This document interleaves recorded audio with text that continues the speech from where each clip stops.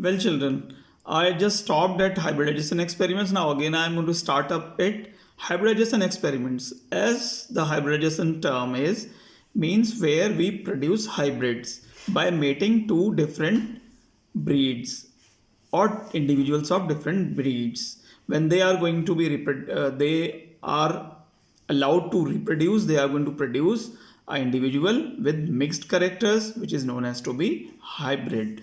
Thomas Knight and John Gross did experiments on edible pea, that is Pisum sativum, but they could not formulate the inheritance laws. And Carl Ritter did the same experiment on the tobacco, and he compared the hybrids. He was also able to find out that the hybrids were having characters which may resemble the parents, but the progenies produced by the hybrids were having marked different characters. But he also was not able to give a correct explanation. So, children, he was not able to produce a theory. Now, Gartner, Norden, and Darwin, they also studied the different organisms and agreed to Carl Reuter that reciprocal crosses gave similar results. When we talk about reciprocal, means in one we are going to take up white color producing flower plant and we are crossing it with a red flower producing plant. Then again the next cross we can take up a female with red flower and cross it with white flower. So this can always going to give the similar results, but all of them could not explain it. Now came Gregor Johann Mendel. Now, G.J. Mendel, as he is known as father of genetics, he studied pea plants in Bru, Czech Republic, in a monastery. He was a monk, children, and he used to teach the children there. And he was a mathematics teacher. He chose or selected the pea plant Pisum sativum. Why?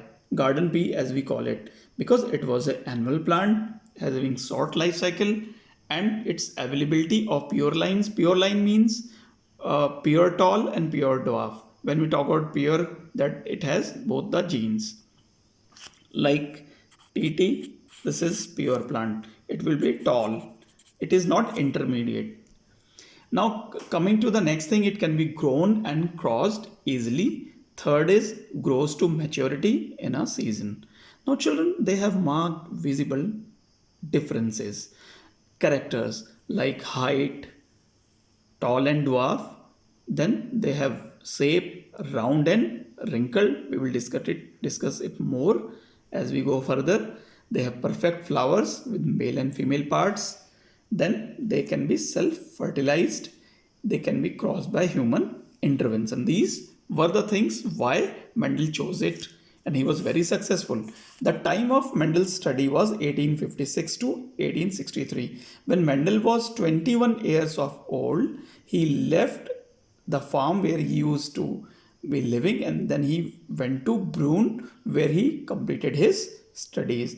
I will tell you something about it. His parents were farmers in Moravia, then a part of Habsburg Empire in Central Europe. Now differentiation have a lot of differentiation is there in Europe, and countries are now being divided, and so Brunn is right now in Czech Republic. Now, children, Mendel was unknown to genes and chromosomes before proposing his theory. Mendel's work was presented to Natural History Society titled Experiments in Plant Hybridization. Now, this question can be asked. Now, children, we are going to come and go further, and I am going to talk about rediscovery of Mendel's work. Now, the Mendel's work were rediscovered after his death, and they were done by three scientists: Hugo de Vries, then Eric van Semmelink, and Carl Correns.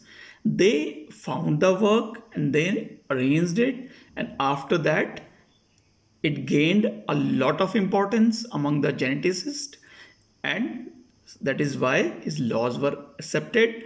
Actually, Mendel had given four laws, out of that three are right now acceptable, and the coming years these laws actually are having a lot of uses in hybridization experiments to produce good hybrids in agriculture for in plants as well as animals. Thank you, children. Today I'm going to end here only.